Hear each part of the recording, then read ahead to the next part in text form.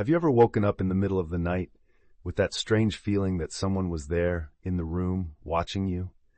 That unexplainable shiver that runs down your spine, your heart racing, and when you look around, there's no one there.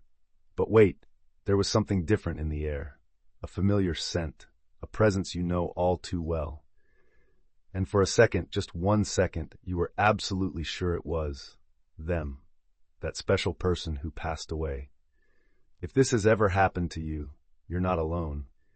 And if it never has, get ready, because maybe you just didn't know what to look for. I've been a spiritual communication specialist for over 2 decades. I've analyzed thousands of cases around the world, and today I'm going to reveal something that could completely change your perspective on death and on those you love. If you're here because you've lost someone important, if you feel that ache in your chest that seems to never end, then this video was made especially for you. Give it a like right now if you believe that love is stronger than death. Subscribe to the channel because content like this can transform your life. And tell me down in the comments, have you ever felt the presence of someone who has passed on? Because today you're going to discover that those little signs you've always ignored, those coincidences you dismissed as imagination, might be much more real than you think. Modern science has taught us to distrust everything that can't be measured in a lab. We were told that death is the absolute end, that consciousness fades out like a candle in the wind, and that any experience to the contrary is just imagination. But here's something they don't want you to know. Entire civilizations, Egyptians, Tibetans, ancient Greeks, indigenous peoples of the Americas, all of them, without exception, developed complex systems of communication with those who had passed. They built temples, created elaborate rituals, dedicated their entire lives to this practice. Do you really believe that millions of people over thousands of years were all delusional? The ancient Egyptians were masters of astronomy, mathematics, medicine. The Greeks gave us the philosophy and logic we still use today. The Tibetans mapped the human mind with a precision that modern neuroscience is only beginning to understand. These people were not primitive. They knew something that we, in our modern arrogance, decided to forget. And you know what the irony is? Quantum physics itself, the most advanced science we have, suggests that consciousness can exist independently of the physical brain. But that's a conversation for another time. For now, I want you to ask yourself, what if they were right? What if death isn't the end, but just a change of state? In over 20 years of studying this phenomenon, I have analyzed more than 3,000 documented cases of after-death communication, from simple experiences like vivid dreams to complex physical manifestations that would challenge any skeptic. I've worked with grieving families, professional mediums, academic researchers, and even staunch skeptics who had their own unexplainable experiences. I've studied the works of pioneers like Edgar Cayce, known as the Sleeping Prophet, who gave over 14,000 psychic readings in his lifetime, many of them validated by later evidence. I've analyzed the records of the Society for Psychical Research in London, founded in 1882, which has been documenting cases of spiritual communication with scientific rigor for over a century. What I discovered shocked me.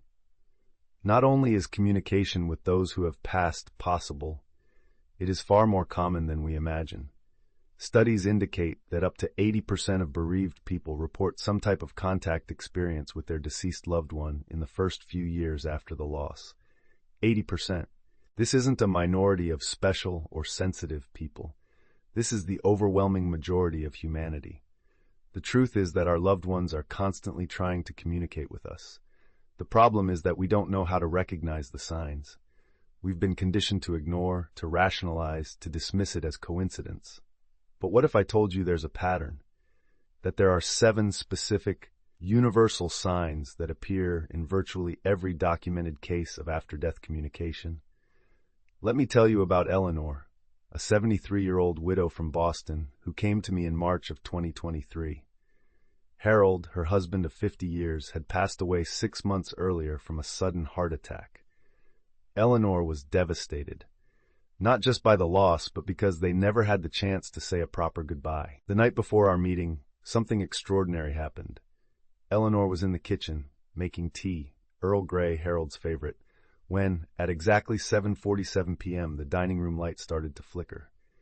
It wasn't a common electrical issue. The light flickered in a rhythmic pattern. 3 quick flashes, pause, 3 quick flashes, pause. She told me that Harold always used to knock on the door like that when he came home from work. 3 quick knocks was their code for decades. But that was just the beginning. When she went to check the light, she found a picture of the two of them on the dining room table that she was absolutely certain was stored in the bedroom, inside a drawer she hadn't opened in months. The photo was positioned so that Harold was looking directly at the chair where Eleanor used to sit for dinner. At that moment, the unmistakable scent of the aftershave Harold used, Old Spice Classic, completely filled the room. A scent so strong she checked if a neighbor might be using the same product. There was no one nearby. Tears streamed down her face as she told me this. But they weren't tears of sadness. They were tears of relief. "He was telling me he's okay," she whispered, "that he's here with me." Eleanor wasn't imagining things. She had experienced 3 of the 7 universal signs of after-death communication: manifestation through electrical energy, movement of significant objects, and olfactory presence. And what if I told you Harold wasn't the only one? That thousands of people around the world have reported nearly identical experiences. After decades of research and thousands of cases analyzed, I discovered that there are exactly 7 universal signs through which our loved ones communicate with us. 7 patterns that repeat across all cultures, all ages, regardless of religion or belief. These signs are not random. They follow a specific logic, a subtle language our loved ones use because they know that, deep down, we will recognize it. The first sign is electrical manifestations, like what happened with Eleanor. Lights that flicker without explanation, appliances that turn on by themselves, televisions that change channels at the exact moment you are thinking of them. The second is signs through vivid dreams. Not ordinary dreams, but experiences so real that you wake up with the physical sensation that you were actually with them.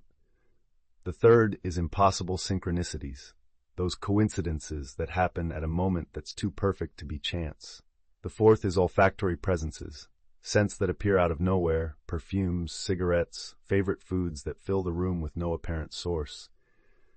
The fifth is movements of significant objects, photos that appear in impossible places, personal items that show up when you most need a sign. The sixth is messages through third parties, when strangers approach you with words or gestures that would only make sense coming from that specific person. And the seventh is the most powerful of all. It's direct physical sensations, touches, caresses, that unmistakable feeling of a familiar presence by your side. In the next few minutes, I will detail each of these signs with real examples, documented cases, and most importantly, how you can be more open to recognizing them when they happen to you, because they will happen. The question isn't if, it's when. Let's start with the first sign, electrical manifestations, because there's a fascinating scientific explanation for it. Einstein taught us that energy is neither created nor destroyed, only transformed. The human body is essentially a complex electrical system. Our heart beats through electrical impulses, our brain functions through electrical synapses. Every muscle movement is commanded by electrical energy. When someone dies, all that energy has to go somewhere. Dr. Duncan McDougall, in his famous experiments in the early 20th century, demonstrated that there is a measurable weight loss at the moment of death, about 21 grams. Other researchers have documented spikes of electromagnetic energy at the moment of passing. Now imagine, if consciousness is energy and energy is not destroyed, where does that energy go? Marcos, an electrical engineer from São Paulo, sought me out after an experience that left him completely perplexed. His 17-year-old son, Rafael, had died in a motorcycle accident. 3 days after the funeral, all the electronic devices in the house began to act strangely. Rafael's PlayStation would turn on by itself at 3:30 p.m., the exact time the boy got home from school. The car stereo he had installed in his father's car would automatically play the boy's favorite song whenever Marcos got that into the vehicle.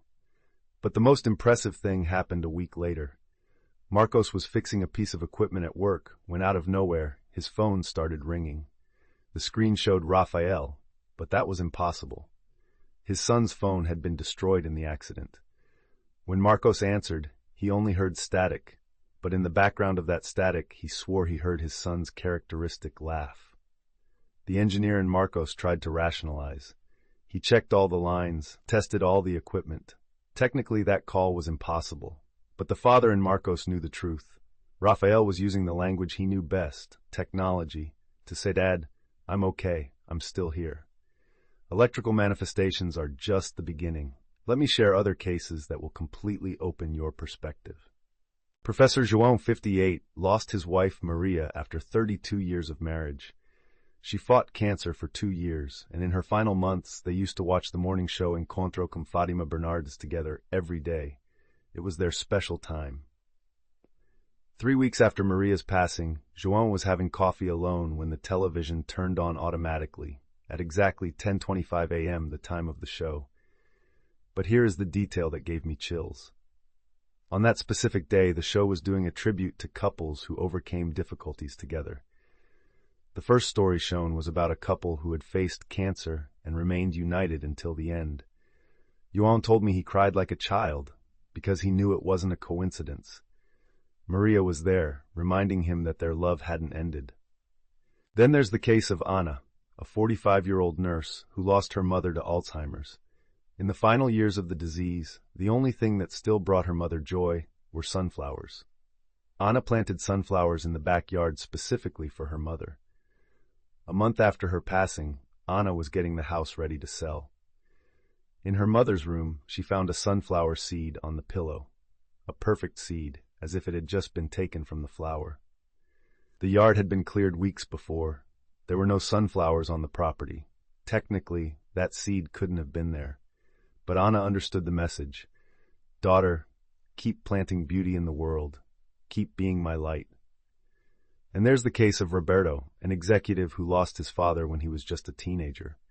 30 years later, Roberto was going through the biggest crisis of his life: divorce, financial problems, depression. One night, desperate, he said out loud, "Dad, I need a sign. I need to know you're with me." The next day, Roberto was in traffic when an elderly man knocked on his car window. The man looked exactly like Roberto's father. Same height, same haircut, same gentle smile. The stranger said only, "My son, everything is going to be all right. Your father is proud of you." And he walked away, disappearing into the crowd. Roberto tried to follow the man, but it was as if he had simply vanished. 3 days later, Roberto received an unexpected job offer that solved all his financial problems. Coincidence? Or had his father found a way to reassure him exactly when he needed it most? Now that you know the signs, it's time for the most important part: how to open yourself up to receive them. Because here is the truth nobody tells you. Our loved ones are constantly trying to communicate with us. The problem is that we live so fast-paced, so distracted, so emotionally closed off, that we miss these precious messages. The first technique is what I call the conscious receptivity state. Every day, set aside 15 minutes, preferably at the same time, to just be present. No television, no cell phone, no distractions. Sit comfortably, close your eyes, and say mentally, "I am here. I am listening. If you want to communicate with me, I am open to receiving." Don't force anything. Don't expect miracles. Just be available.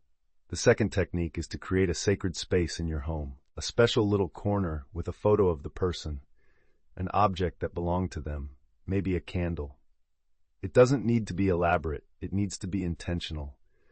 Visit this space regularly. Talk to them as if they were there, because they are. Tell them about your day, your worries, your joys. They are listening. The third technique is the sign journal. Start writing down everything that seems unusual.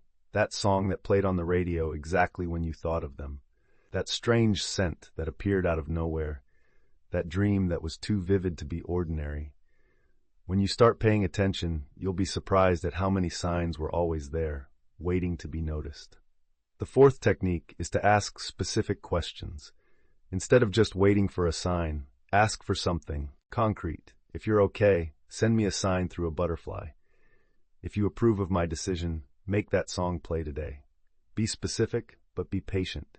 Sometimes the answer comes in minutes. Sometimes it takes days. but it always comes. And remember, the more you practice, the more sensitive you become. It's like exercising a spiritual muscle you didn't know you had. I know what you're thinking. This is all very nice, but what if it's all my imagination? What if I'm deceiving myself because I want to believe it so badly? These are legitimate doubts, and I respect them completely. In fact, a bit of healthy skepticism is important so we don't get carried away with just anything. Let me be clear. Not everything is a spiritual sign. Sometimes the light flickers because there's a problem with the electrical wiring. Sometimes that scent appears because the neighbor is cooking. Sometimes we dream about them simply because we miss them. The point isn't to believe everything blindly. The point is to develop discernment. How do you distinguish a true spiritual sign from a common coincidence? First criterion, timing. True signs happen at significant moments, birthdays, important dates, or exactly when you most need comfort. Second criterion, specificity. They aren't generic events. They are things that would only make sense coming from that specific person, like the perfume only she wore, the song you danced to at your wedding, the object that had special meaning for you both. Third criterion, repetition. True signs rarely happen just once. They form a pattern over time. Fourth criterion, emotional impact. When it's real, you feel something deep in your chest. It's not just intellectual curiosity. It's a certainty that comes from a place deeper than the rational mind. Dr. Julie Beischel, founder of the Windbridge Research Center, has conducted rigorous scientific studies on mediumistic communication for over 15 years. Her results, published in peer-reviewed scientific journals, demonstrate that specific and verifiable information can be obtained through unconventional methods. This doesn't prove that everyone who claims to receive signs is correct, but it does prove that there is something happening that our current science cannot yet fully explain. My advice? Be skeptical, but don't be closed off. Question, but don't automatically dismiss. Maintain a healthy balance between an open heart and a critical mind. Because at the end of the day, you'll know when it's real. Your heart will recognize the energetic signature of the person you love, even if your mind tries to find rational explanations. If you've made it this far, it's because something inside you resonates with this possibility. Something inside you knows that death is not the end, that love is stronger than any physical barrier, that our loved ones continue to be with us in ways that science can't yet fully measure. I want you to know one thing. You are not alone on this journey. That ache in your chest you feel when you think of them, it's real. That longing that sometimes feels unbearable, it's real. But you know what else is real? The love you shared. And true love never dies. They are trying to tell you this in every way possible. Through that song on the radio, that familiar scent, that dream too vivid to be ordinary, that feeling of presence when you need it most. Starting today, I want you to start paying attention, not with desperation, but with hope. Not by forcing signs that aren't there, but by opening your heart to recognize the ones that already are. Start a sign journal. Create your sacred space. Set aside a few minutes of your day to simply be available. And remember, they don't want you to live in the past. They want you to live fully, knowing that they are cheering for you, protecting you, walking beside you every step of this journey. Death is not a goodbye. It's a transformation. And love, true love, transcends any dimension. Do you have a story of communication with a loved one who has passed on? Share it in the comments. Your experience might comfort someone who is going through the same thing. If this video touched your heart, subscribe to the channel right now, because every week I bring content that can transform your relationship with spirituality and with those you love. Give it a like so that more people can find this message of hope, and turn on notifications because you can't miss the next videos. Remember, you are loved, you are protected, and you are never, ever alone on this journey. Until the next video, and may you be blessed with all the signs of love you deserve to receive.